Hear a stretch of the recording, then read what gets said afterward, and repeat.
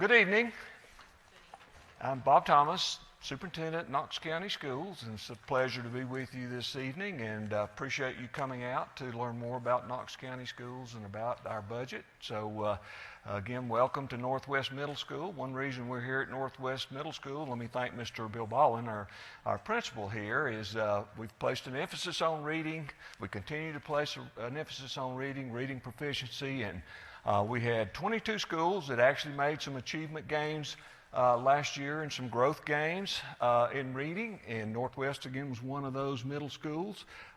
We had 18 elementary, 2 middle, and 2 high schools, I believe, that made gains last year and also had growth in reading proficiency, and we recognized those at one of our principals meetings a little while back. So again, just appreciate Mr. Baldwin and the work he has done here at Northwest and the work the staff here at Northwest has done to put the emphasis on reading. So again, we're here to talk about the budget. I'll try to keep my remarks brief so that we can get into the budget. We want to be mindful of your time.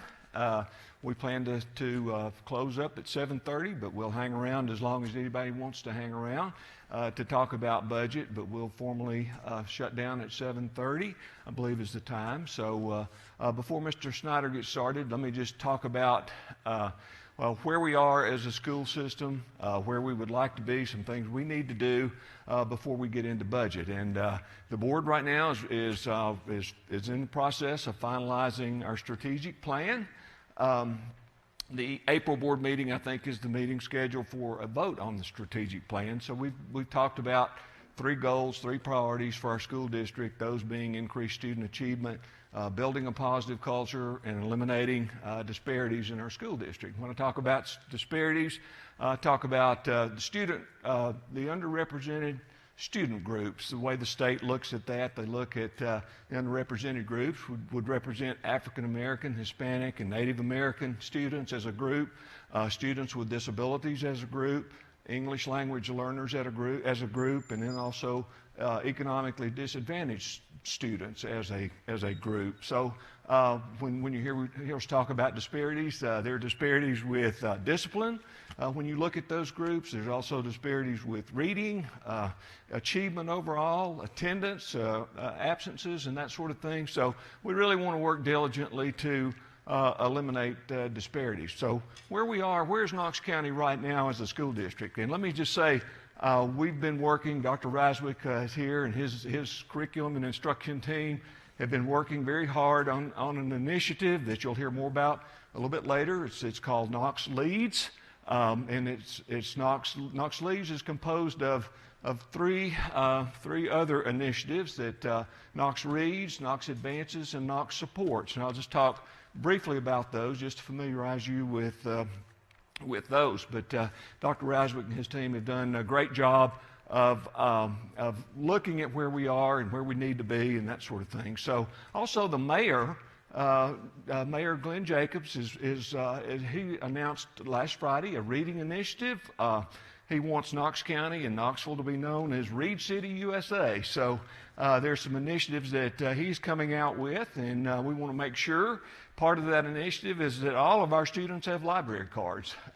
We want our students to read. We want our community to read. So Knox Leads is not Knox County Schools Leads. It's Knox Leads, and we say that for a reason. It's bigger than the school system. We have tried for years to be all to all. We have found out over time we can't be all to all. We need the community, we need our parents, we need everyone behind our school system if we're going to make some progress. And I'll talk about that here just for a minute before Mr. Snyder gets into his presentation about budget. Okay, Knox Reads. Why Knox Reads? Well, the state has a goal for 2025 that 75% of our 3rd graders will be reading with proficiency. So that's a great goal. I'd love for 100% of our 3rd graders to be reading with proficiency by this year if we could. But anyway, the state goal is 2025, and it's 75% of our 3rd graders. So what does that mean? Where's Knox County right now? Knox County, we have 39% of our 3rd graders reading at a level of proficiency. 39%. That sounds like not so good of a number, and it's not. It's better than it sounds, and I'll talk about that in just a second too. So we've got our work to do. We tested about 40. What does that mean? 39%. We tested about 4,500 students this past year, and 39% of those students tested proficient. So in numbers, about 1,755 students tested proficiently out of 4,500 students. So that means 2,700 plus students were not proficient in reading. So we do a pretty good job once we get the students in school in kindergarten. But just remember this, the school readiness begins at birth. Actually, from birth to 5 years old, approximately about 90% of the brain development happens in those years. So early language plays a part in reading ability. So, we don't have the kids between 0 and 6, or from birth to 6 years of age. So what we need to do is be a better partner with those organizations that do have and touch our kids and our families before they get to school. I'll just cite a study here. There's a couple of studies out there, one from Stanford that says there's a 30 million word gap between students who grow up in wealthy families and students who grow up in poverty. So imagine that, 30 million word gap. There are other studies that sort of refute that and say, no, it's not 30 million, it's more like 3 to 4 million. Well, it doesn't matter.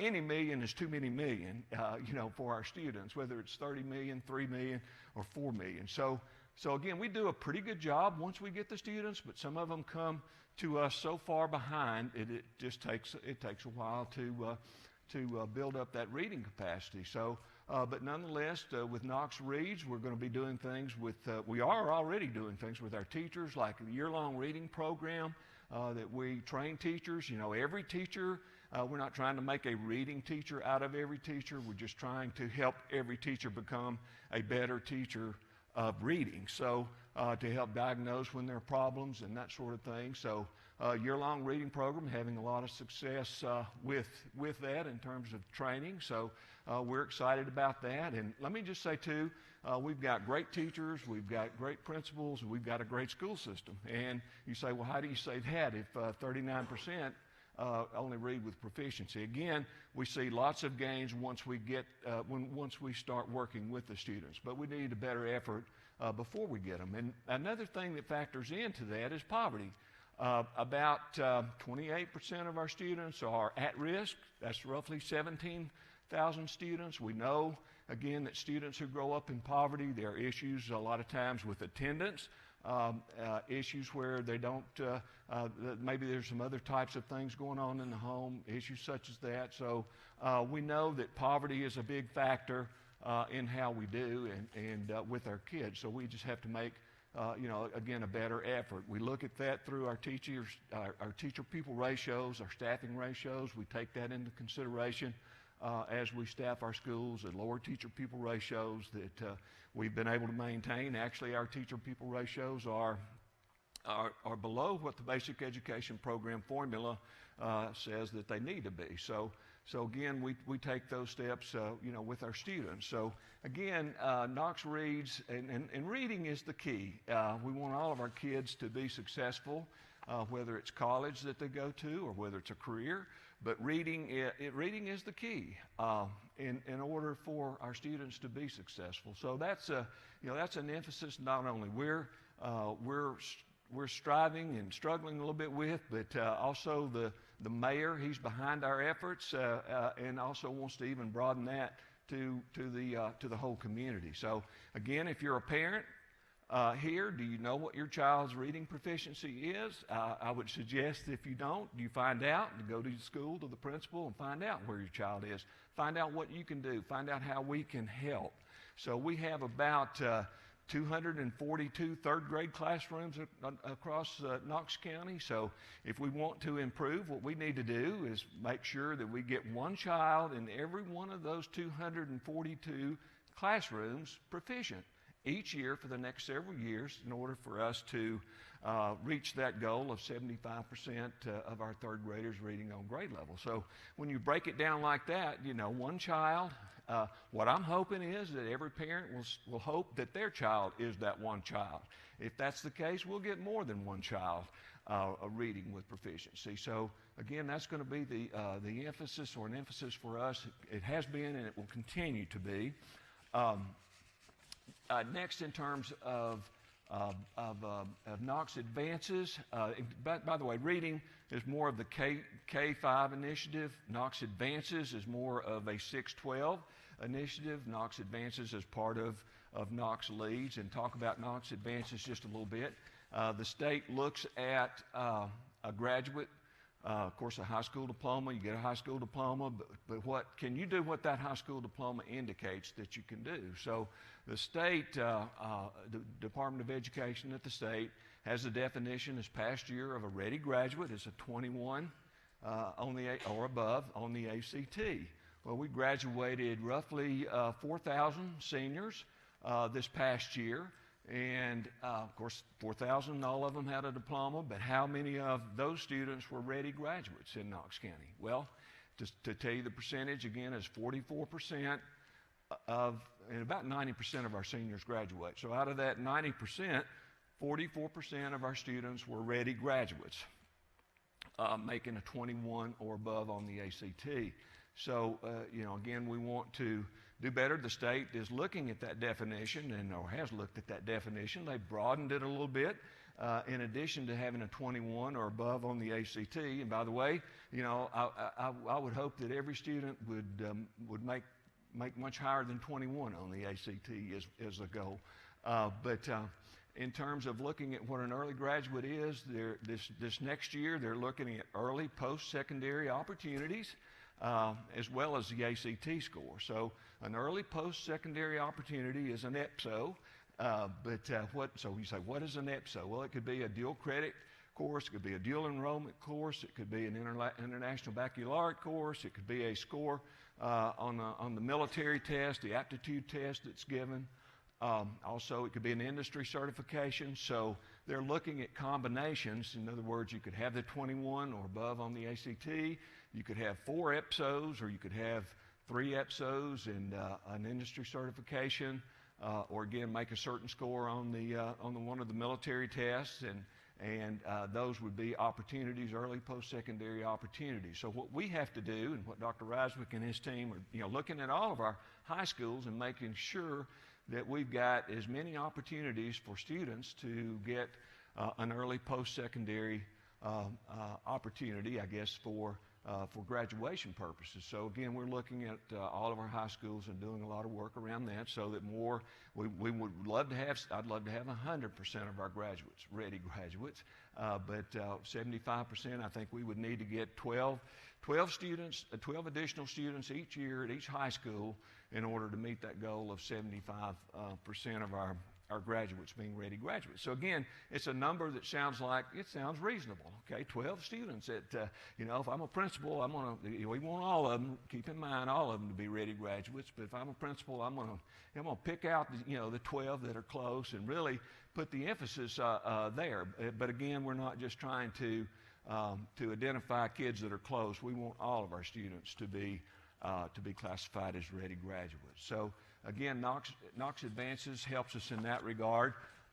Knox Supports is more of a K-12 issue. The state looks at our school district and they look at chronic absenteeism. Say, how many kids are absent in your school district? What is chronic absenteeism? It's missing 10% of the number of days enrolled. So for Knox County, approximately 17 days. If you're out 17 days or more, then you're chronically absent. When we look at our attendance rate, we're probably in the 93, 94% rate every day. But when you break it down and look at the students, we have about 9,700 students each year who are identified as chronically absent. The state average across the state is roughly 13.1 or 2%, and I think we're more like 16% in terms of our chronic absenteeism. So we're usually ahead of the state when it comes to reading, ahead of the state when it comes to the ACT, but actually with chronic absenteeism, we are a little bit low. And let me back up just one second when I was talking about reading to talk about that's not a very good score. But let me tell you, we are 28 out of 144 school districts tested. So basically, Knox County is in the top 20% when it comes to reading proficiency. I talk about the 39%, and it sounds really bad, and we want to do much better. But again, we're in the top 20% when it comes to reading proficiency. So I think that certainly is a tribute to our teachers. And when you look at the larger metropolitan area school systems, we are at the top of the list. When you look at Shelby County, look at Metro Nashville, Hamilton County, we would be ahead of each one of those school systems. And we back up to just a minute and say on the ACT score, our district average is 21.1. The state goal is a 21. So we actually are, as a district, a little bit ahead of the state. And then this past year, of course, this is not a published number yet, but this past year we actually saw a 0.3% gain on the ACT. So 21.4 will show up on next year's report card. So that's really great, I think, to make that kind of a gain. Doesn't sound like much, but 0.3 point when you look at all of our students who take the ACT, that's a pretty good statistic. And again, back to our teachers and our principals who do such a great job and every day with our students and work really hard. So now back to chronic absenteeism. Again, what's the reason for that? A lot of times kids who grow up in poverty are the same kids who are absent more. They also don't have the resources to catch up when they're absent. So just in looking at that number, poverty plays into that. There are also other issues that play into that too, from the standpoint of we've talked. There's lots of talk about the opioid epidemic, and we're seeing students who come into our schools into kindergarten level that are drug dependent because they were born as drug dependent babies. A lot of times there are behavioral challenges and learning disabilities that you're faced with students who grow up or are born drug dependent. I think, for example, in 2013 there were 99 babies born in Knox County, the drug dependent. Not all of those are come to Knox County schools most likely, but we are seeing students in our kindergarten who born as drug-dependent babies. And when you look at it from over a several-year period, there's several hundred babies that have been born in Knox County with drug dependency. So we're not only issues with poverty, but there's drug dependence. There's also a variety of other things that interfere with a child's brain development, things called such as ACEs, adverse childhood experiences, and just to talk about what that might look like a little bit. And again, we have kids who come to us who may have been physically, mentally, emotionally abused. It may be a situation where there's a drug dependency in the family. It may be a situation where there's an incarcerated parent. It might be a situation where there's been a death of a family member. So again, students, keep in mind, students, and we take all, and we want all. But again, students come to us with different kinds of things going on. So we need the mental and emotional type supports to help children who come to us that might have other issues. So the Knox supports piece, we're really focusing on chronic absenteeism and these other issues that I just talked about. So how do you do anything about that? Well, we partner with with lots of different agencies. Again, as I mentioned early on, we partner with agencies who touch our students and touch our families in ways that we don't. So what we're trying to do is become a better partner. I mean, we've heard this before. Knox County Schools hadn't always been the best partner.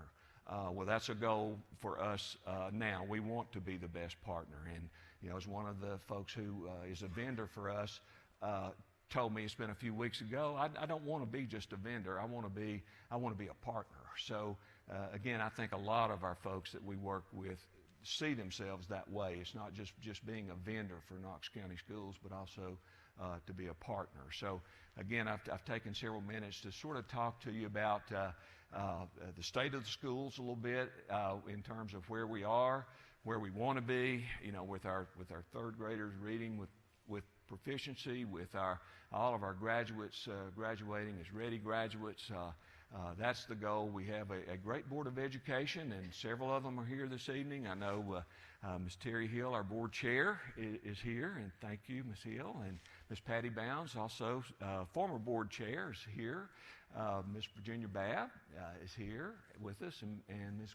Christie is here with us. And I don't know if I missed anybody in terms of our board, but let me just say, and it shows with our board members being here, they care about our students, they care about our families, they care about our staff.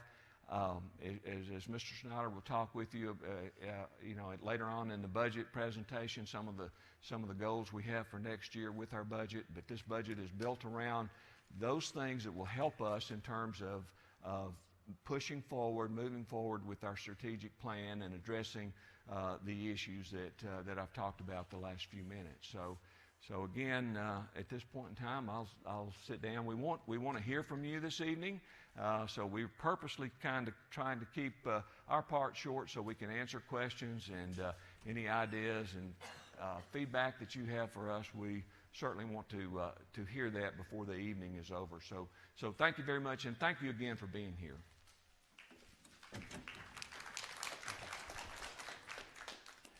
Thank you, Mr. Thomas. Thanks, Justin.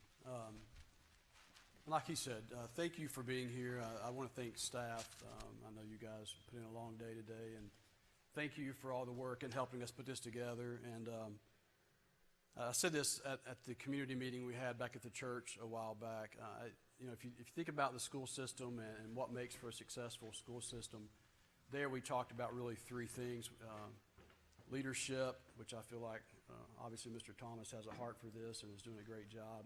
School board members, obviously here tonight representing and have a heart for doing the right thing for the school system. But the third part of that, which is evident tonight, is the community.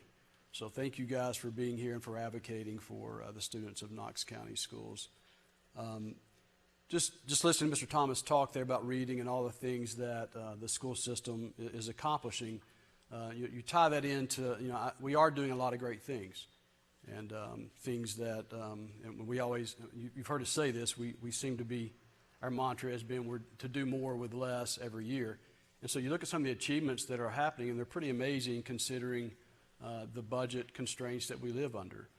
And obviously there's still some work to be done, and that's the intent of the budget office, which is to be fiscally responsible, take taxpayer dollars, and make sure those are expended in a way that meets the superintendent and the school board's priorities. So what I want to do, I want to be quick. I have about 15 slides that I'll go through pretty quickly. At some point, if there's a question, stop me. We also would like to have an extended time at the end of it to allow you guys, we'll pass a mic around if you have a question about a specific point, or if it's something that's not presented that you want to ask about, that's fine. If we don't have questions or if we don't have answers to your questions tonight, we set up a budget at Knox Schools email address that you can send any questions or feedback to us, and we'll get back to you as soon as possible. So with that being said, let's go ahead and jump into it. If you can see quickly, the agenda is a bit like what we did at the quarterly board meeting in January and the community meeting at the church downtown, except we shifted a little bit, and what we wanted to back up to more of a 30,000-foot view here. At the last presentation, we talked about general purpose and federal project budgets and kind of what comprises those and where those monies spent. So if we back out one level from that, we thought we'd say what budgets are there that they're required to make Knox County Schools function every day. And so imagine, if you would, 4 buckets of budgets. And this slide kind of shows you those 4 main buckets. The general purpose operating budget, you hear us talk about that a lot. The federal grants budget, capital budget, and the school nutrition budget. And each of those, as you'll see on a couple other slides here, have various funding sources and also pay for certain things within the school system. The intent of tonight's conversation is to kind of narrow in, talk more specifically about general purpose. But again, if you have questions about any of the others, feel free to ask those as well.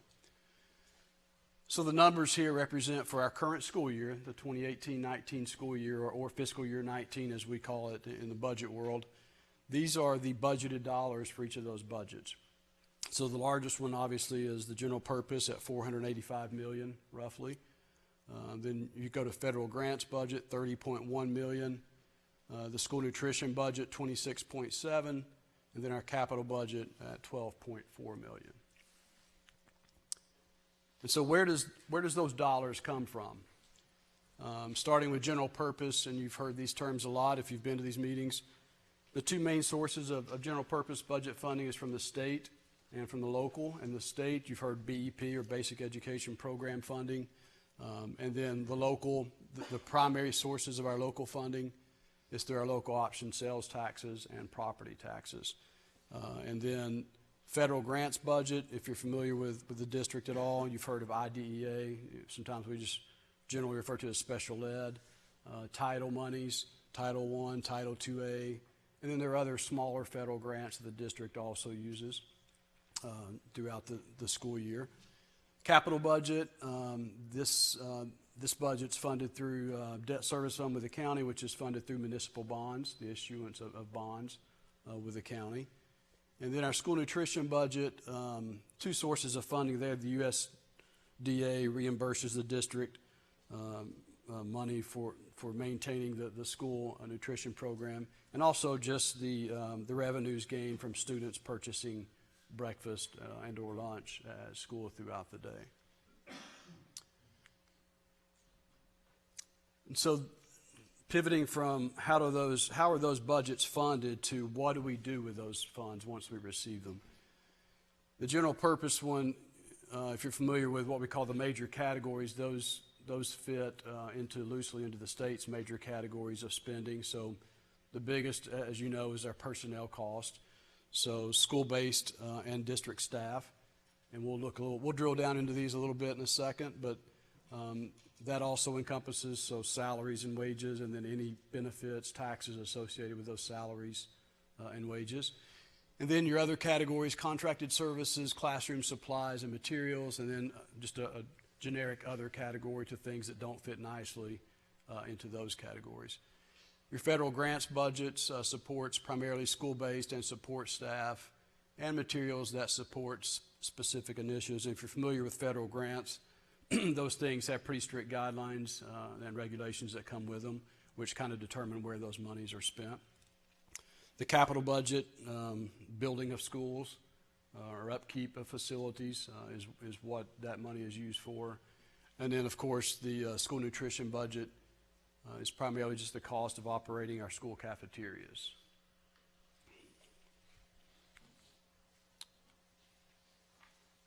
So what I want to do here is pivot to general purpose. But before I do, are there any questions about just the general budgets that we've looked at so far?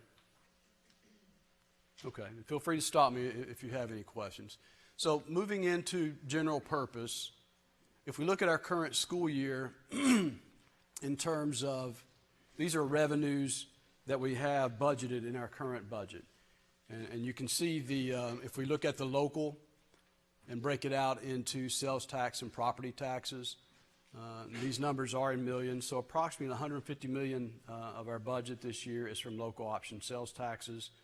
And if you're familiar with that, the district receives right around 72% of the local sales taxes from the county and city. I believe about 50% from the town of Farragut. And then property tax is about $102.7 million, which we receive about 80 cents of the $2.12 local property tax rate. And then the BEP revenue at the bottom, that's determined based on state funds and how the state allocates those funds to all districts throughout the state. They have a formula they use. We'll talk a little bit more about that projection here as we get into looking forward to the coming year. And then the other category is made up of a variety of other smaller funds from the state. Mixed drink tax is probably the largest portion of that 3.7 that we realize from the state. Those funding sources, again, add up to be the $485.1 million number we saw earlier on the general purpose operating budget. So if we take those funds and then look at the pie chart, and you've seen this in some of our other presentations, how are those funds allocated in the district?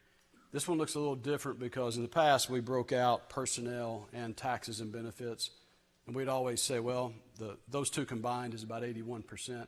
So we combined them on this one. So the 81.5% of this pie chart is basically going to the personnel that run the district. Teachers, guidance counselors, librarians, support staff, administrative staff, and the taxes and benefits that the school the school board funds for them.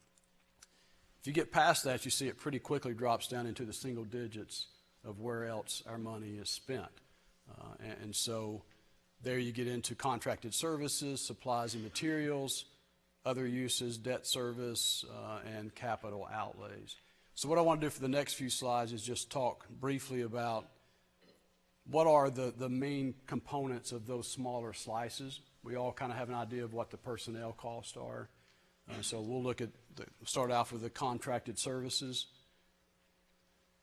So looking at this one, again, the dollars here in millions. So if you look at the largest expenditure in our contracted service budget for this current year is for transportation. And it's $18.7 million. And if you're familiar with how the school district transports students, we don't own our own school buses. So as part of that, you contract out to bus contractors who hire their bus drivers and purchase their vehicles. So that is a significant expenditure for the district. And then you have, obviously it drops down considerably from there, but you still have three different categories there: equipment, communication, and IT costs that we contract out for in certain areas, as well as building and ground costs.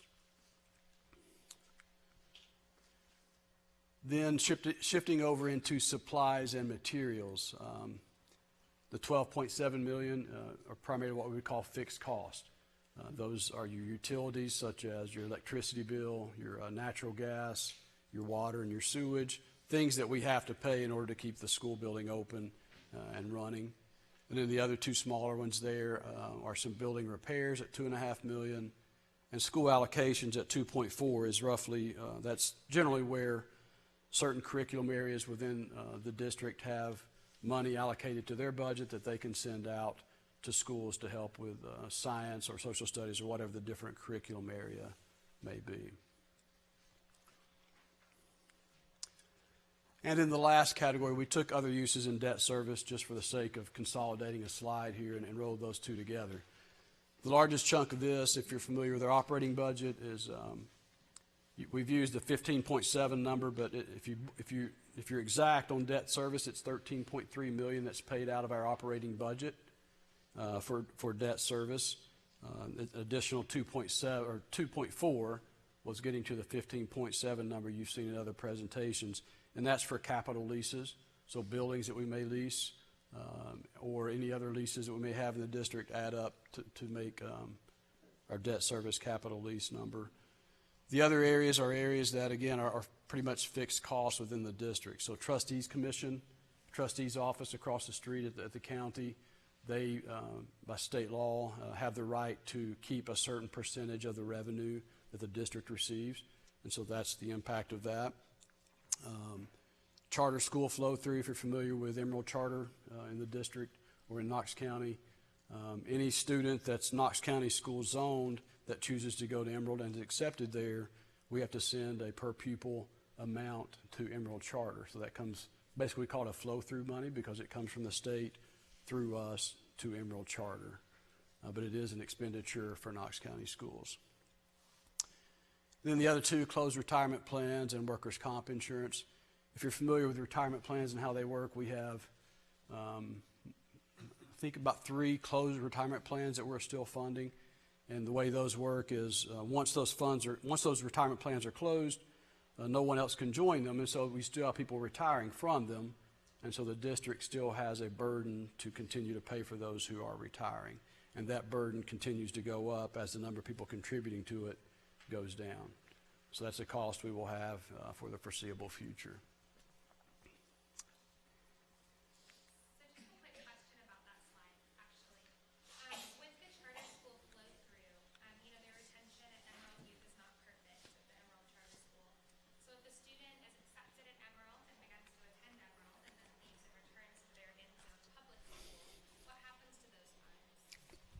That's a good question. Now, Ron? I'm sorry. Oh, it goes back. Okay. Yeah, Mr. McPherson has much more knowledge of the Emerald situation than I do, so do you want to? Yeah, so Emerald will be funded each month only for those students that are at the school. Oh, sorry. Okay, can you hear me? Did everybody hear that? Okay.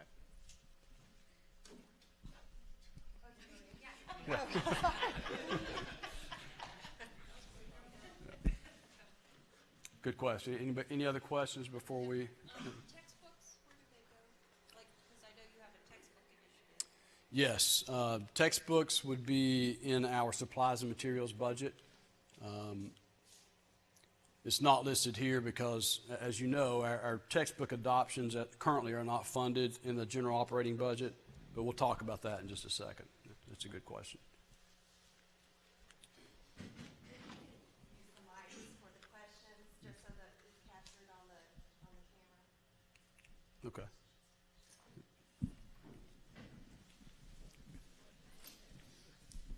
I just got a quick question. How long, or has it always been, maybe is the better question, but how long has the Knox County school transportation system been a contracted service?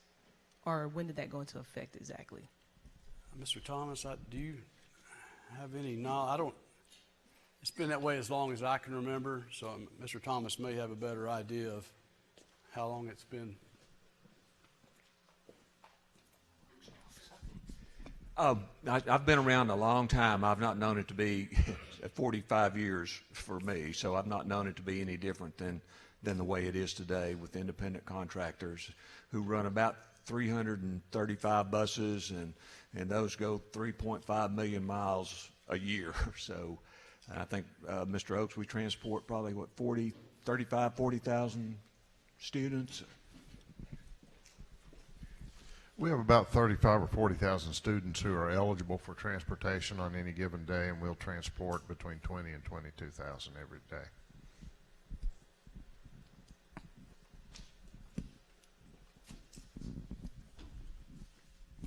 Okay. Any other questions on current year expenditures?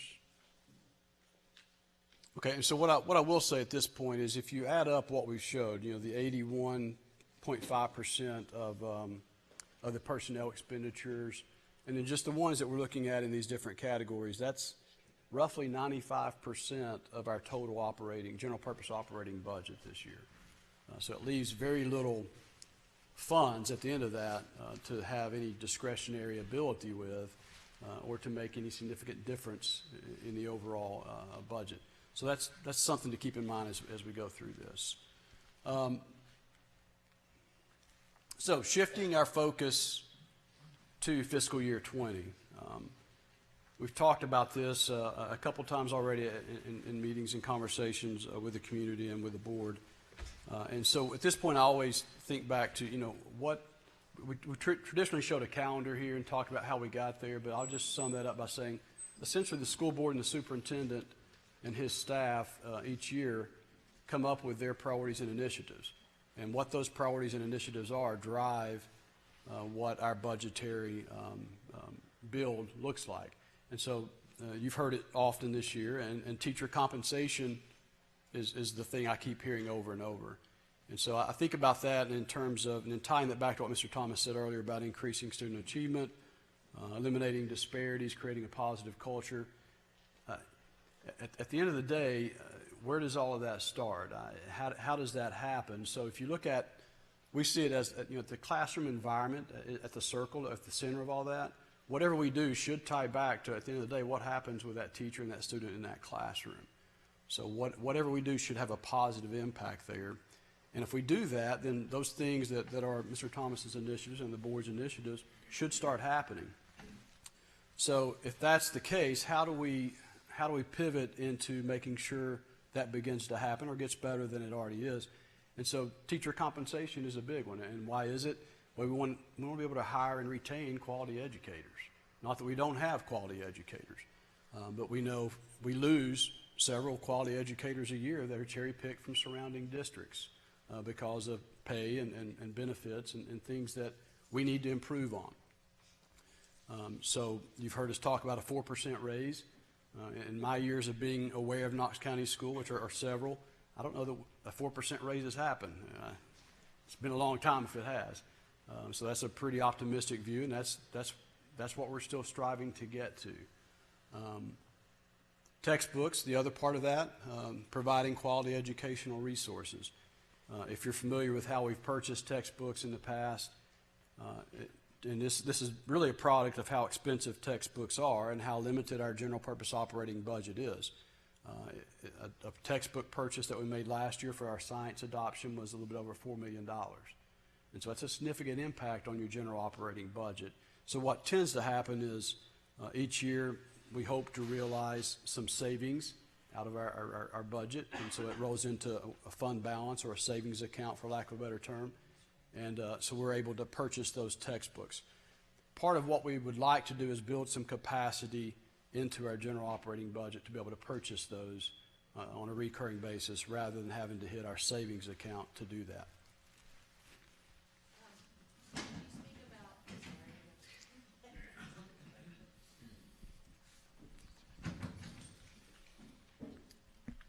As you talk about textbooks, are you including the laptops as well in that learning component? I know for middle schools and high schools, some have them, some don't. Right. Do you mind to respond to that? Yeah, it does not include the actual laptop device itself. That would be more of a technology purchase. As I understand, and I don't know if Dr. Isaacs wants to talk a little more about what the textbook purchase encompasses. I believe we have learning management systems that textbook companies have essentially figured out. Districts are moving away from buying, hardbound textbooks and moving into software. And so part of that purchase, I imagine, is yes, you may get so many textbooks, but you also get so many licenses to access it on a laptop. Is that, Gail, is that kind of the way it works with learning management? Okay. Yes.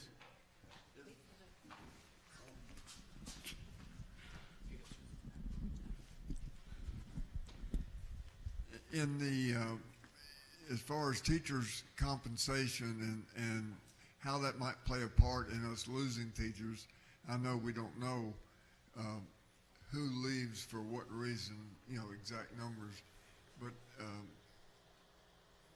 in your figuring for next year, for instance, how many teachers do you anticipate, or are you figuring in the budget that you'll have to replace this next year? It's a good question. So a couple different angles on that I would answer. In a typical year, and Scott, I don't know if you have better information on this, but I know we have about 114 on average certified employees that leave. Most of those are through retirement or attrition. Do we have, and I heard a number today, Mr. Thomas, I don't know if you said it or Scott said it, but the number that we have that actually leave for greener pastures, so to speak. Do you remember what that number was? Yeah, and total openings, and Mr. Bolton, let him take the microphone here just a second, talk about total hires for a year, but what Joe's referring to on the sick leave transfers, I signed 42 of those transferring sick leave to other systems, and out of those, 59 I signed. 42 of those went right next door. So 70% of the teachers that left, and fortunately they're small school districts, so they don't come in and just take wholesale bunches of teachers, but what they a lot of times do is they cherry pick and get our most highly effective teachers. So, and you can't blame anyone that's willing to drive 20, 30 minutes and make several $1,000s more on the year or have a better health benefit. So, again, I'll let Scott answer. If you looked globally at it in terms of how many teachers we would hire in a particular year. Sure, it's kind of a moving target, like Joe mentioned. We typically have about 114 that retire. We've got a total that took the retirement incentive of about 221.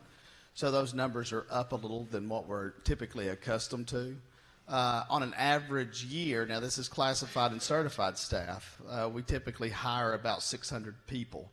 That's only about a 10% attrition rate, so it's actually a good number really by market standard. So I would anticipate us having slightly more than normal, but not anything that's going to be overwhelming in terms of the number of teaching positions that we're going to have to replace. And at this point in time, it's kind of difficult to have an idea of how many people are going to leave, because we really don't have intent forms for teachers to fill out at this point in time. Does that say maybe next year I'm relocating or things like that? We do have an exit interview that we conduct. And while I can't really speak to the percentages, I'm not prepared to do so, but salary does bear weight into those exit interviews. I think would certainly say that would be at least some kind of precipitating factor in terms of the attrition. But I don't know if I answered your question, but I tried to as best I could. Well, maybe last year's numbers, because that would be, you would have them. Sure, I would have them, but I don't have them tonight. But I certainly can get those numbers. Yeah, and we can provide get those to you. So what is Knox County going to do? What is Knox County going to do to remain appealing to these teachers who are leaving, basically based on the pay? I know that, for example, for the future budget, it's about 4% pay increase. That's how it's going. But really being realistic, more 3% and 1% going to the substitutes or assistant teachers. But the question, I guess, is really at this point, are you all prepared to continue to increase over the years to continue to remain appealing as candidates for the county? Okay. To maintain teachers' retention, if it's really based off of the 4% pay. Yeah, and so I want to repeat your question just so we get it on camera here. So I think the question was, what are we prepared to do moving forward beyond this year? Yeah, and that's a good question. And so it leads to a bigger issue that we'll get into in just a second. But like I said earlier, a 4% raise is to us an aggressive raise that we should be doing. But if you look at surrounding districts, I heard the other day Maryville City is planning to give a 4% raise. They're already one of the top paying districts in our region. So does that really incentivize our folks to stay with us? Nationally, I guess my question is, what are the national comparisons at this point? What is the what? What's the national comparison? So you're saying that in our own district, 4% is kind of a cap off. Then what is the national cap off? Is it 6? Is it 7? Is it 8? Do you have those numbers? I don't have any national. All I can tell you is nationally, if you look at where Tennessee ranks, I think we're 35th or 39th? 39th out of the union as far as average teacher pay. So it's a state problem, but our focus tends to be here locally. What can we do to keep people here because most of what we see is people leaving here to go to surrounding counties. The answer to that question is how do you build that into a recurring budget so that it doesn't become next year it's 4% this year, next year it's nothing. And the answer to that is what we're faced with right now is taking the same pie, for lack of a better term, and just having to slice it up different ways to get to that 4%. The only way you can do that on a regular basis is to increase the size of that pie, right? So that the slices get larger.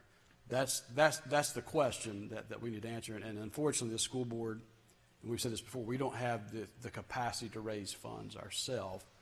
So to me, that's more of a funding body question. So it goes back to local funding and state funding. Well, I only asked about the national comparison because at the last school board meeting, the special ed teachers were asking for $7,000 sign-on bonus. And I know that national numbers were brought up to their comparison rate of the 7,000 increase payout. Okay. That's why I said the national number, because the school board brought that up. Yeah, so the question was at the school board meeting, part of HR's incentive to hire and attract more special ed teachers, there's a $7,000. And I think Ms. Rosser did have some national numbers, and we'll be glad to go back and get some national numbers and get those out. That's a good question. Yeah.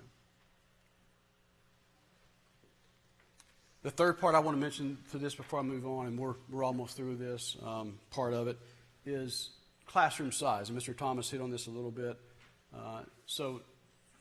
The idea classroom has a quality educator, has top-notch materials, but you also have a class size that is adequate for learning to take place.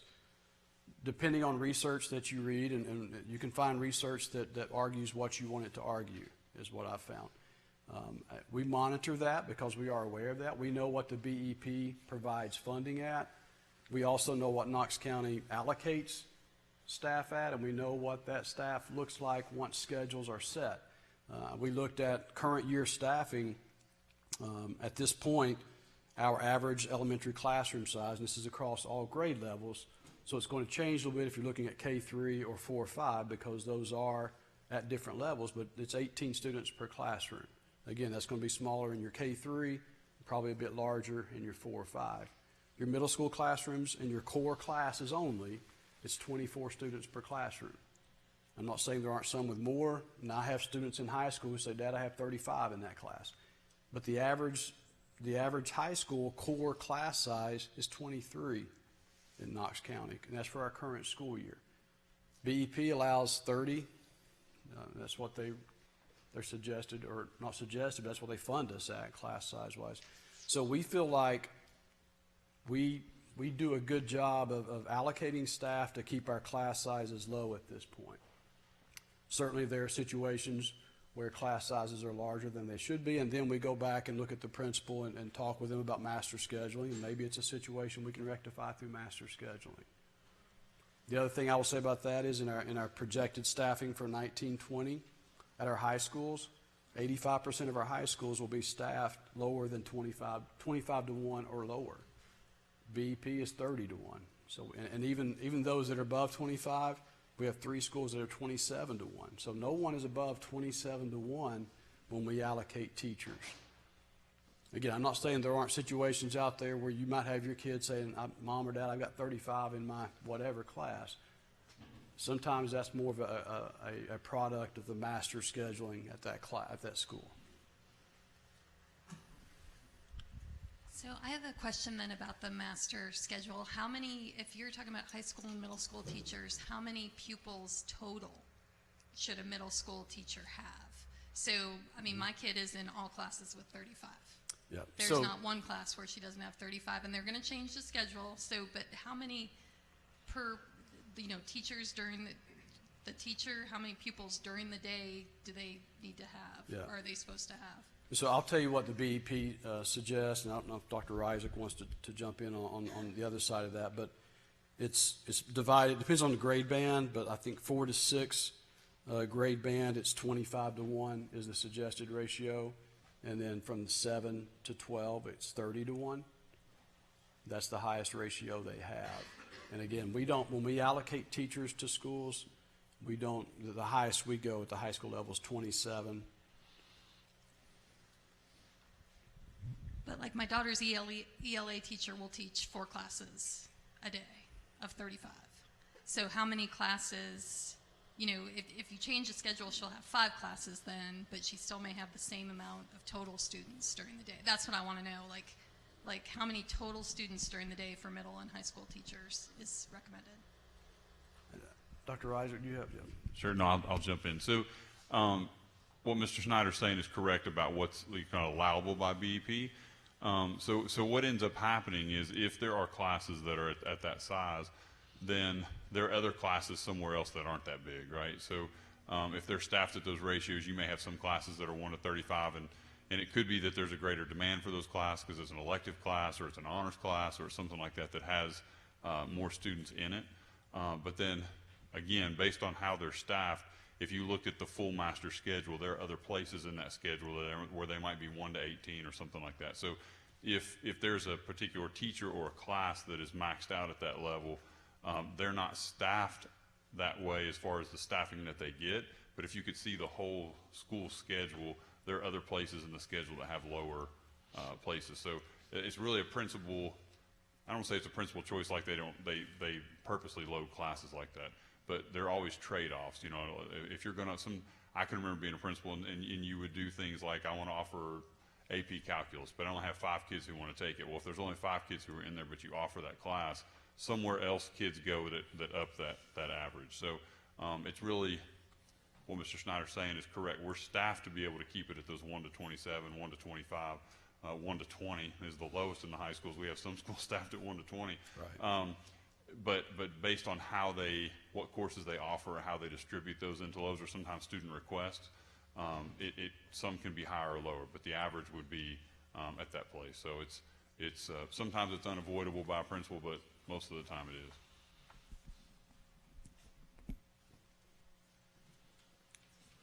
Okay, so just moving on here. So benefits side of this, employees' compensation is not just their obviously their salary. So health insurance, any retirement type expenses that we have. We're committed to maintaining our current percentage of our health insurance contribution. Even with that being said, as you know, if you're an employee of Knox County Schools, even with the district's burden going up to pay for that health insurance, your insurance is going up as well. So that's particularly tough in a year like this current year where you did not get a percentage raise and your health insurance went up. You actually took home less money for this current school year, which is a dynamic we've got to figure out how to get out of. That being said, I will say we feel like for the first year in a few years, we are at a better place budgeting health insurance than where we have been. Health insurance costs have went up for the district about $13 million in the last 3 years. Right now we're projecting about a $2 million increase. So we feel a lot better about where we are, but it's still a significant part of our budget. Yes. What is the percentage that the system pays for the insurance, health insurance? Health insurance. How's that divided out? So the question is, what percentage of a health insurance plan does the district pay? I'll say, and I think Mr. Bolton may want to be better. He'll have a better answer. It's different by plan, and I think we have an average. Do you know what the average is, Scott? That we Sure. On average, it's about 70%. So we pay about 70% of the total share. It varies based on what level of coverage, for example, family coverage or individual coverage. It also varies on the plan offering. We have some plans that we pay considerably more of the percentage because of the lower cost on. So on average, it's about 70%.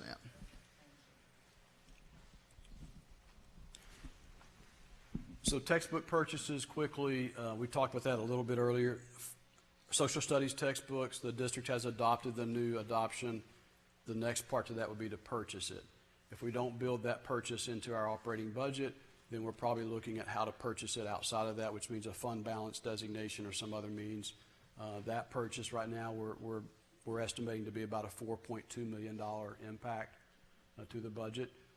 The consumables replacement part of that is, as part of our recurring budget, we do have a little bit over $1 million as part of our recurring budget that pays for consumables that are used in the classroom and textbook repairs that we have to pay for each year. So a little bit over $5 million there, a potential hit to our operating budget. So kind of pivoting to that and back to some of the other points about, what is our plan going forward? How do we sustain these 4% increases? How do we sustain this? I thought it would be a good point to look at, what is Knox County's per pupil expenditure or per pupil spending? What are we spending on each of the students in Knox County schools? And I just want to say up front, this is not a discretionary decision. We all get together and say we're only going to spend $9,500 per kid. This is a result of the amount of funding, total funding we receive divided by the number of students we serve. And so if you look at, I know it's probably hard for some of you to see, but just the red bar there represents Knox County schools. And the schools that are on the chart are those that are in our region. So those that are more, close by, contiguous, as you might say, or schools that some of our teachers may decide to go teach at or take their students to. And so we're third from the bottom on that. So what that says to me is maybe we do have a funding problem. If we're at $9,500 and Oak Ridge City's at $13,000, then obviously that speaks to what you're asking, I believe. I have a question. I understand this is the amount of money that you spend on a student, but my question is how that money relates to the actual result, the indicators that you get for your student. I mean, which county is more efficient on getting use of that money based on the indicators from the student, from the readiness? Yeah, it's a good question. So if you take this chart and were to overlay achievement, student achievement, and what would it look like? I don't have that chart handy.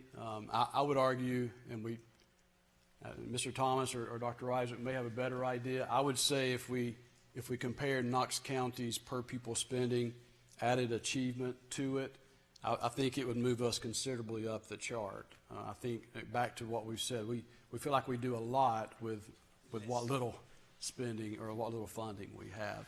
Yeah, let me just say one quick thing about that, and I only talk about ready graduates because the newspaper actually ranked districts by the number or percentage of ready graduates recently, and we were fourth behind Oak Ridge, Maryville, Alcoa, and I guess we were four. So, and then our graduation rate was right up there again, almost about 90%.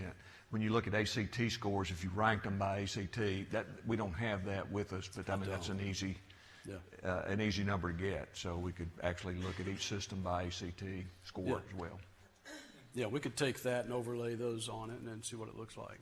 It's a good suggestion. So moving forward from there, the next two slides, we'll finish with these, which if you've seen any of these presentations, you've seen some different numbers here. And so early on in this process, we talked about how this is a dynamic process that changes week to week, sometimes day to day. And so this represents, if you take the priorities and initiatives that we're looking at this year or for the coming year and put a price tag to them, what's it mean in terms of additional funding that the district will need? And so if you look at those salary enhancements we talked about, which falls into the category of the 4% raise, giving a step increase. And there's also an initiative that the board is asking to do, which is to take our certified salary schedule and to extend it a step as part of a 4 or 5 year process to better compensate those that are long-term employees that have topped out.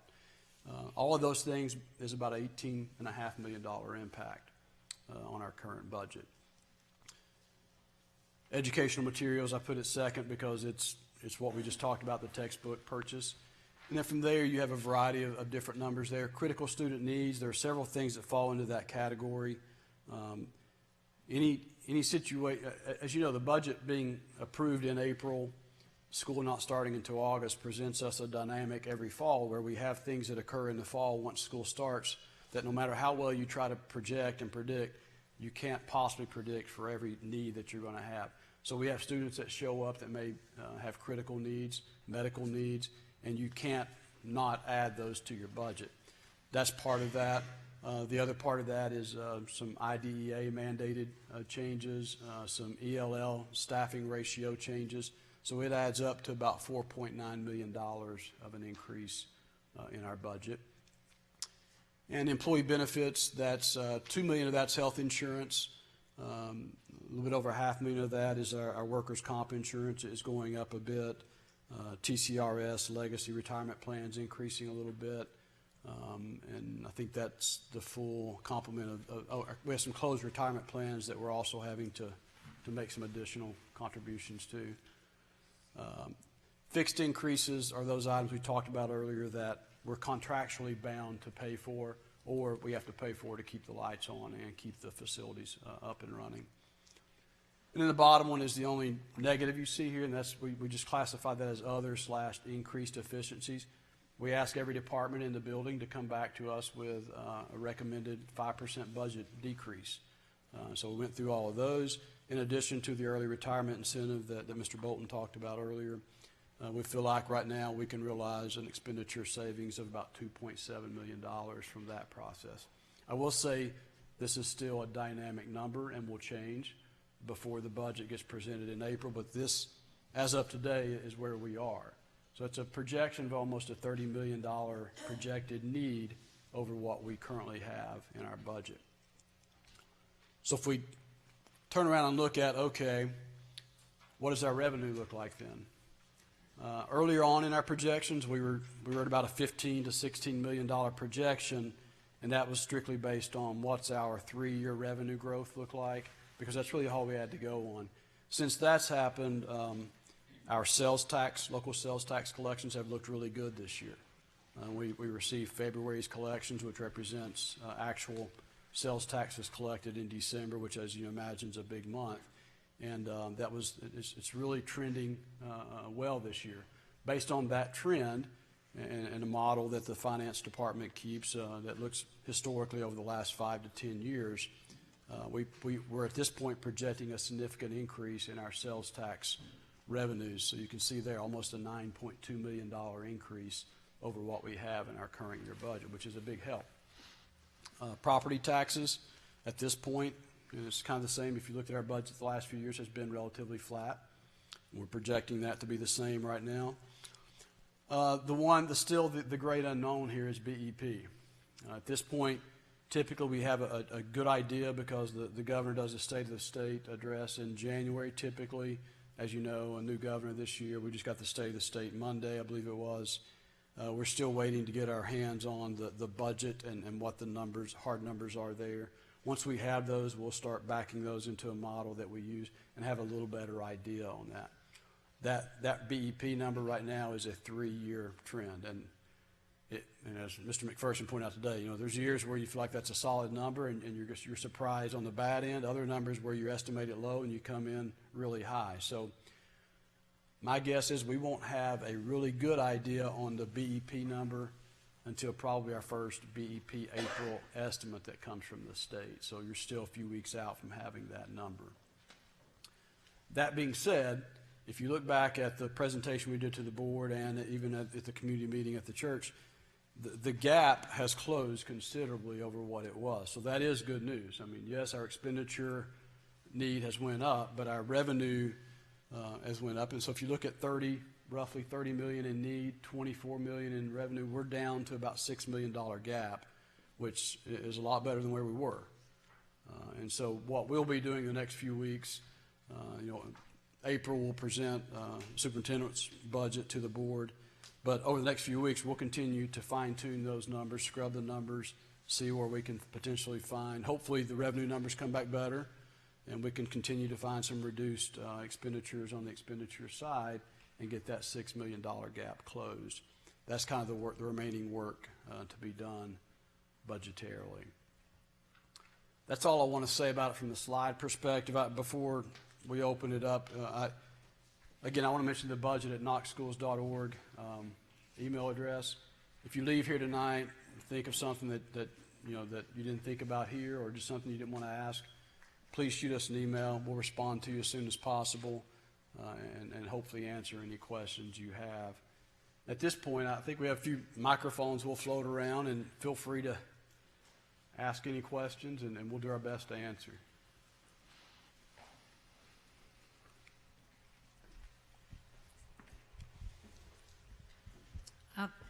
My question's about, if you can go back to the previous slide, the sales tax and property tax you get from the Knox County sources, that's not set by law, is it?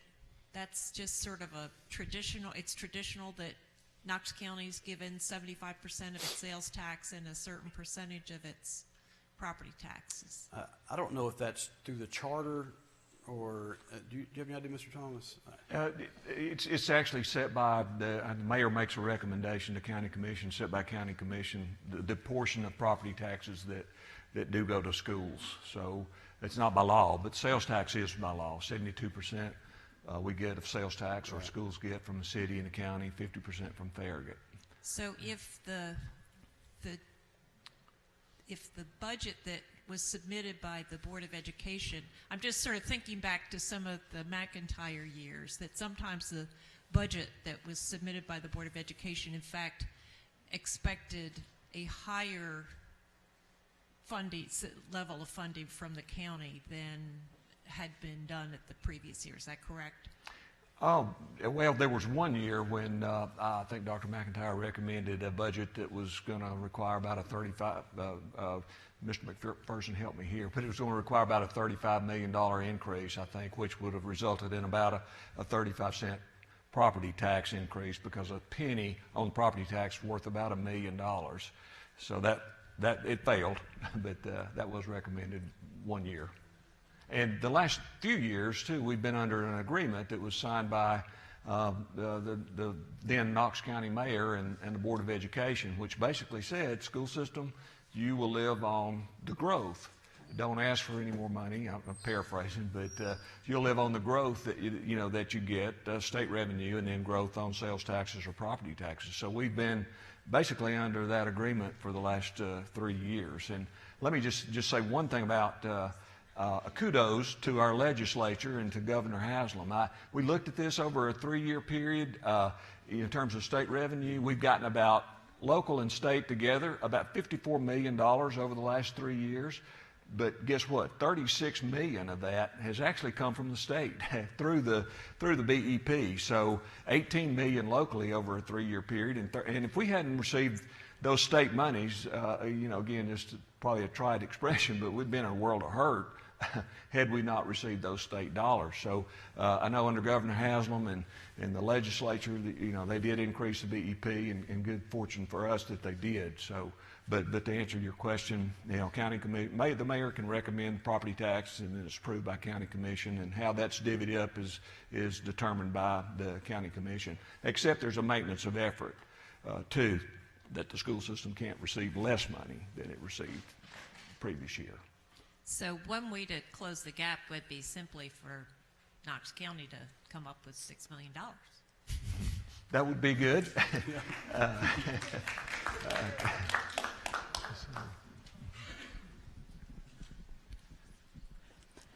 I've got a question about a couple of those pie wedges in an earlier slide.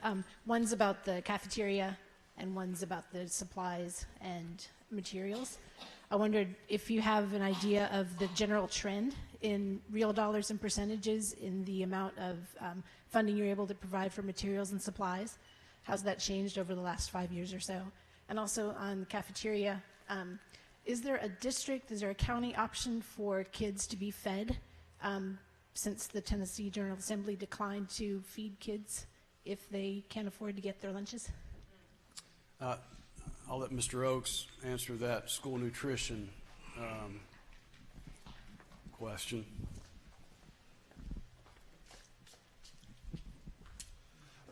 Just so that we're clear, to start with, you didn't answer this question, but I think I need to preface or ask this question, but I need to preface the answer with it. Our school nutrition budget is a standalone budget. It has completely separate revenues, and it is one of the it's the only element within our various budgets that has some control over the revenue that it brings in, because reimbursements from the federal government are based on the meals that we feed, and the meals that we feed to free and reduced kids who get free and reduced price meals. I can tell you that right now we have 46 schools that are in what the federal government calls the community eligibility provision, and that means everybody in those schools, based on the demographics of those schools, whether you qualify for a free and reduced price meal individually or not, everybody eats for free, and the federal government reimburses us for those meals. In our remaining schools, we have students who get free and reduced price meals or qualify for free and reduced price meals, and we get reimbursed for those, and those students eat either free or at a reduced price. And then we have a significant number of our students who pay full price for those meals. Does that get to what you were looking at? I can tell you that our watchword in school nutrition is feed the kids, and we have, when we close out the school year every year, we can't close out our school nutrition budget and have people owe us money. We have kids that eat every day that don't pay for those meals and that are not enrolled in the free and reduced price program. When we identify those kids, we try to work with their parents to get them in the free and reduced price program so that we can get reimbursed for them, but we don't not feed them. So what happens at the end of every year, we have a deficit of about $150,000 to $200,000 for meals that kids have charged and parents have not paid for. And so we try to recover that money in a number of different ways, but the general purpose budget has to make up that money. So we have a budget line within the general purpose budget that runs between $150,000 and $200,000 a year to pay for kids who can't pay for or whose parents have declined to pay for their meals. Does that help? That does help. I probably should have started with how many kids are in the situation of not being able to pay for their meals. So is this an advocacy issue? Is this something to take up with the General Assembly to be, would the bill that didn't make it out of committee this week have helped the Knox County budget with that $150,000, $200,000 deficit? Do you know? I don't know because I'm not intimately familiar with that bill. But thank you for feeding the children. That's important. Yes, ma'am. Thank you. My other question was, how has the materials and supply budget changed in real dollars and percentage of total budget over the last 5 years or so? Yeah, and I don't have that number readily available, but I'll get that to you. So can you send that question to the budget at Knox Schools and let me reply to that? You mentioned that in April the capital plan will be set, and I wanted to know how likely is it to get Lonsdale Elementary added to the capital budget plan due to the fact that we're in dire need of a new school? So the question was about the ability to add Lonsdale Elementary, a new Lonsdale Elementary School to the capital budget plan. Mr. Oakes, you want to tackle that one?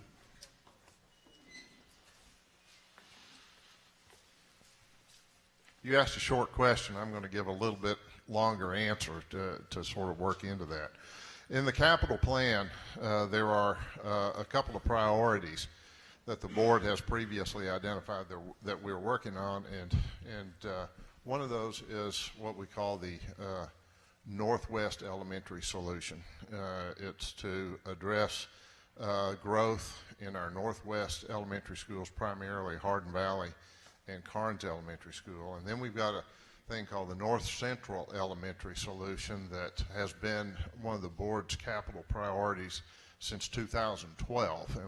And in that, we're trying to address growth really that has occurred in about half a dozen schools in the north central part of the county, elementary schools, where we have tried to address that growth with portable classrooms over the years, and we have a significant number of portable classrooms at those schools. So we're looking at those two, and then in last year's capital plan, after we had discussions with the community in Lonsdale, we made Lonsdale a intermediate school, and made Sammy Hill a primary school. We agreed to go back and look at Lonsdale and the facility and what we could do to address, or what we needed to do to address. And we have worked through that process, and we intend to make a recommendation with respect to Lonsdale in the capital plan.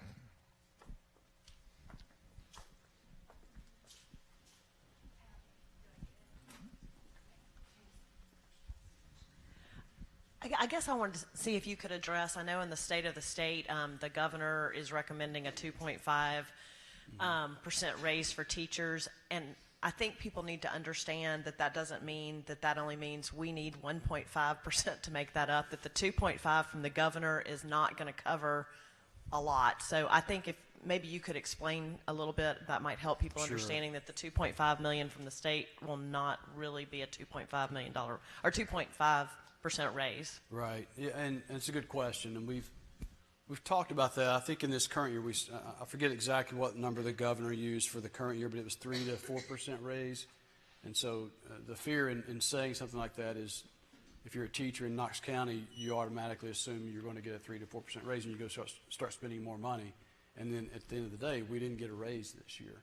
So as I understand Governor Lee's proposal, he's putting enough money into the BEP that if every district, in addition to their local funding, wanted to give a 2.5% raise, they could, based on those funds. What I would my argument to that would be that based on Knox County schools' average salaries, so we budget teacher salaries at about $49,700 per position. The state funds us. The state uses a number that's lower than that for the FTU, which is about 47,000 and change. And then they turn around and give Knox County about 50 some odd % of that lower number. So we receive a very reduced factor. So the funding issue is, yes, if they say that, then that does not automatically mean that we can turn around and we're going to get the funding to give teachers a 2.5% raise. The other factor that the BEP has built in is if your district is paying more than what the BEP average salary is, the only time you have to take that governor's raise and apply it is if your district is below that average salary. Knox County Schools is well above that average salary.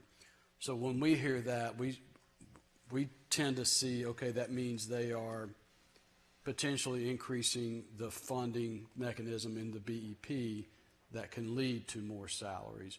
But when you're above that average salary, the BEP ratio becomes a funding ratio instead of they don't really designate to Knox County or schools above that line, you have to use this for salary or you have to use this for textbooks. I'm not sure I'm answering your question right, but essentially it does not mean if you're a teacher that you're guaranteed a 2.5% raise. And that's, again, we're aiming for a 4% raise, to your point. And also, maybe this is just a concern, we also fund more teachers than the BEP from the state Yes. fund. So, And those are purely local money. which Yeah. yes, that I would not think that 2.5 would then come in. So there's a lot less dollars for a 2.5 raise than really what we would have to spend. That's correct. That's a good point. Barbara, you?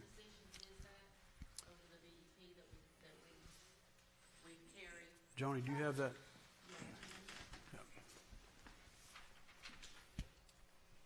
So just for teachers alone, the BEP formula funds us for 3,372 teachers. Currently for this year, we have 3,856 teachers. So it's a difference of 500 teachers we're funding over and above what we receive. And so for those 500, Knox County Schools, local funding is paying for the entire portion of their salaries. And to piggyback onto what Joe said, the funding we receive for a teacher is $27,984, and our average teacher salary is $49,700. So there's a discrepancy there as well.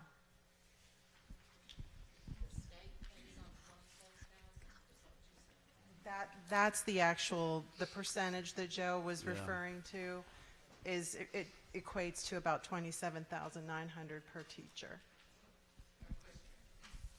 I just want to revisit the question about Lonsdale. I know that you said that there's going to be a recommendation made for Lonsdale. I want to clarify, is that a recommendation for new facilities specifically? If so, is that for the intermediate school? Are we also looking at Sammy Hill? Please speak more to that. I wish I could speak more to that, but those discussions are still ongoing. I can tell you that we've done some significant analysis on the facility at Lonsdale and what its needs over the coming years will be, and looked at some ways to address that. And there are several ways to do that, but we're still having those discussions. So to get into the specifics of what that would be would give me a little out front at this point.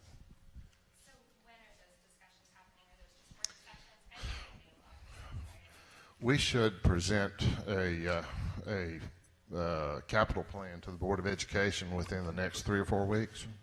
Yeah, and then we can publicly talk about, I think, what that recommendation would be, and we would sort of have that nailed down at that point.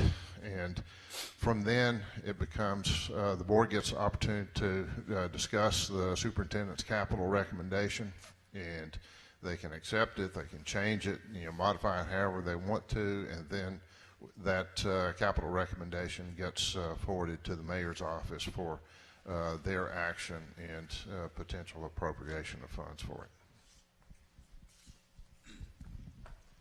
it. Just a little bit of a devil advocate to that. Lonsdale Elementary is one of the only schools I've been to that is not handicap accessible, so we should definitely make sure we recommend at least the bare minimum of that for that school. But going into my actual question, so the lady, she left actually, but she did bring up a valid point about the technology factor and the textbook. As a person who has an after-school free tutoring program that I give to the inner city children that you're talking about, that are the least advantaged children, I have found that textbooks are not as active anymore. It's very true. I also want to take this time to shout out the Lawson McGee's Children Downtown Library. They are amazing staff of group people down there. Some of the ways we've been able to combat the technology-based education system going that way is using the downtown library as a source for the children who obviously don't have access to computers and the internet. I know it's 2018, but please keep in mind this still costs money. And like you said, the children who are at the disadvantage of these technological changes are obviously the lower income children.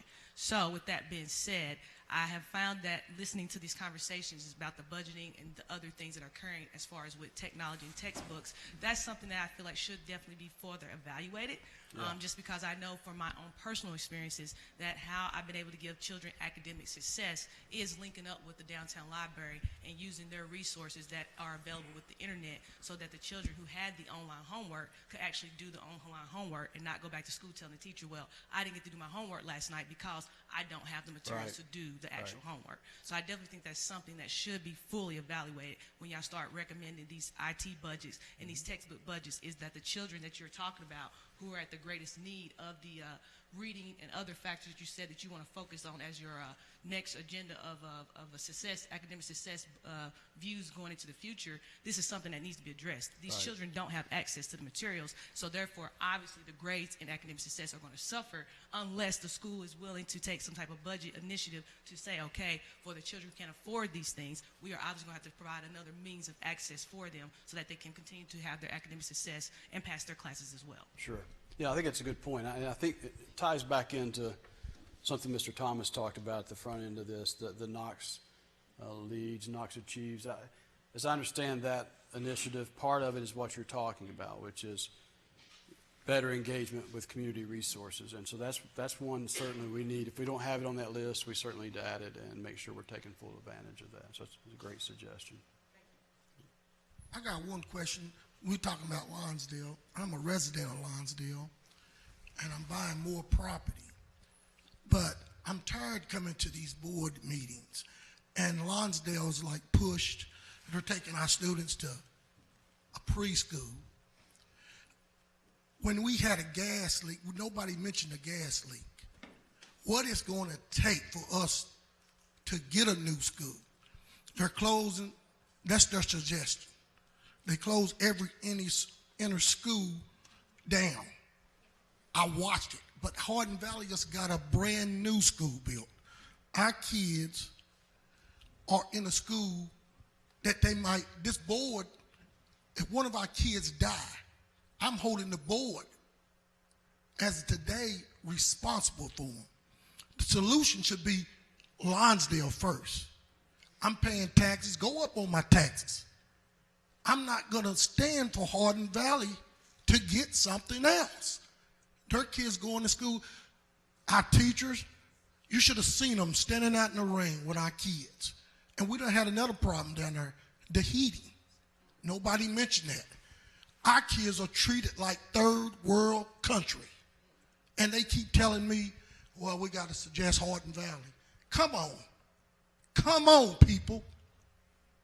This tax is people that are rich people that put people in office.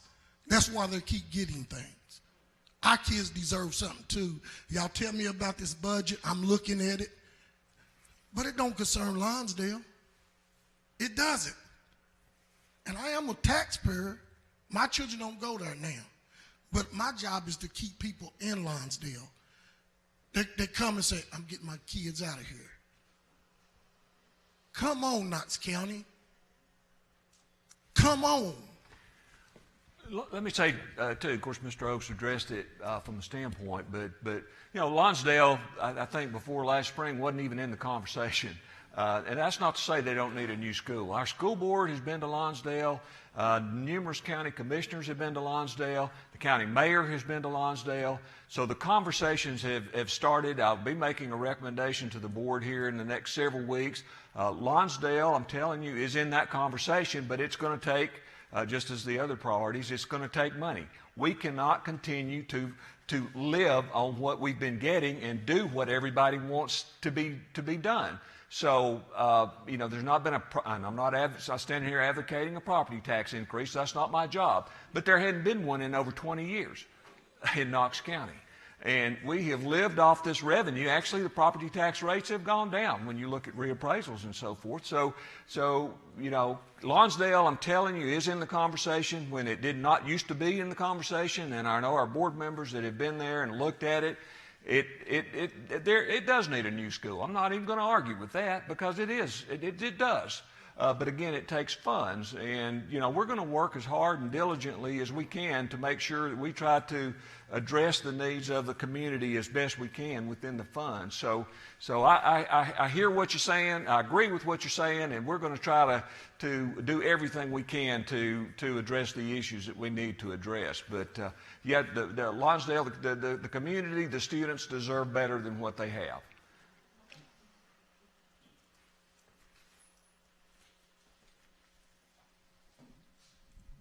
So since you all request the money from the county commission and things like that, why don't you request more money?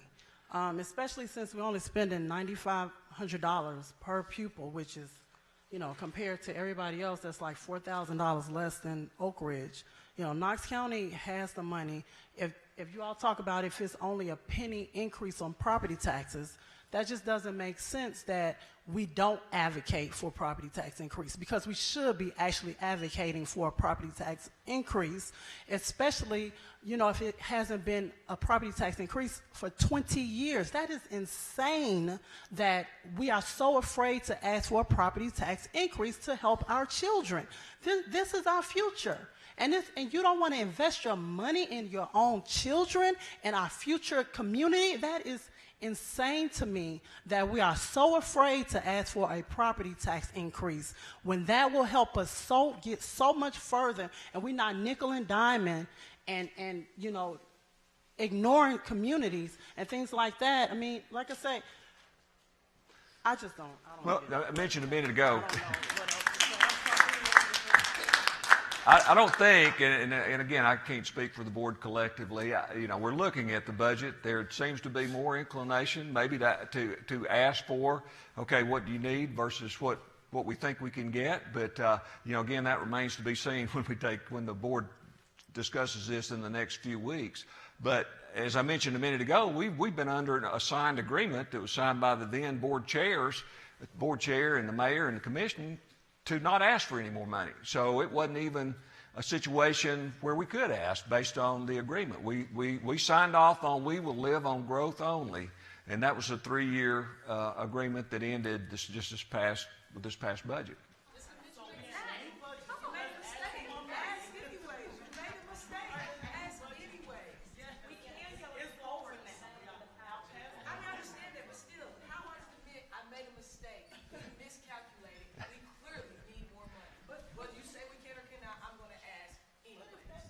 We have a question in the back here. I didn't want to cut it to the sisters. I'm sorry. I won't be long. Yeah. How I was raised, I tried to cut into the sisters, but I'll be brief. I wasn't going to speak as well. I've been involved a lot. I'm glad there's some new voices. It's kind of a suggestion, right? While I was running, is that there's several people in here who feel that Lonsdale is a priority, right, in terms of capital needs. I was just saying maybe not this year, maybe not next year, maybe a couple of years from now. This is extremely idealistic, but in terms of the budget, is what would be great would be, even prior to this meeting, just have some district meetings around priority, right? So a lot of people who are taxpayers, who are students, who are community members, are saying these are our priorities. So I know funding is tricky, right? And I know you all are not the authority to actually fund, but suggest. But I think what will help in that suggestion, right, is priorities based off of needs and wants based upon like each district. and some commonalities within that district, knowing that some district needs are, I guess, there's more emphasized funding to different districts, more the ones who are underfunded, under-resourced, what the people are saying. So therefore, when you go to the county commission, when you go to the mayor, when you go to the state, like, you'll say, this is not me talking, this is my entire district, this is what my people are saying. So it'll build your case more. Therefore, if they deny that, then you deny all the citizens who have paid their taxes and all the kids who have gone here. So, yeah, I think that's a good suggestion. I think, you know, the intent, and we're a little bit late in the game this budget build, but I believe part of our future plans is to do exactly what you're talking about. Start this process earlier, have it in several different communities throughout the district so that we can begin to build that community consensus for those situations. Let me just say too, and I know there may be some people, we'll stay here, but we were going to try to wrap up around 7:30, so maybe take another question, and then in terms of us answering questions, we'll be here. Sure. So yeah. We'll stay as long as we. But you want to do one? We'll do one more. Oh. Since we're talking about funding, I did some calculations, and I'm going to ask Mr. Snyder if he'll tell me if I'm wrong, because I've given you my calculations, that if Knox County, I looked at the budgets for the last 10 years, I looked at the figures that Mr. Snyder gave me. If Knox County's expenditures per student had kept pace with inflation, per student expenditures had kept pace with inflation, we would have $30 million more in the budget. Knox County has not kept pace in its per student expenditures. We have many more students than we had in 2009, but our budget from Knox County has grown pitifully. The state has been pulling its load more than Knox County. Sorry, that wasn't a question. Just let me know if I'm wrong. Any other questions before? Yeah. Yeah. It's not a question, I can phrase it that way. But I was at some board meetings last spring, and a lot of people in this room spent a lot of time together, real late into the night, working out some budget issues that came from the county not fully funding our schools, was the crux of the problem. And I'm just remembering all those people, right? I'm a teacher, and I have a picture in my classroom of all the people who showed up for the sake of our kids, and I want you to hear me say that I really believe that if you decide to approach the county and ask for more, that a lot of people will show up to back you up. And it would be great to be speaking back at you and not at you. Well, thank you, and we need it. We need every person in the county behind us too. So appreciate that, and appreciate everyone being here this evening. Just a lot of great questions. We hope we have left you a little more informed maybe than you were before you got here. Again, we'll be down here to answer questions. So thank you so much, and be careful going home. And we're right here if you want to stay around a little bit longer. Thank you.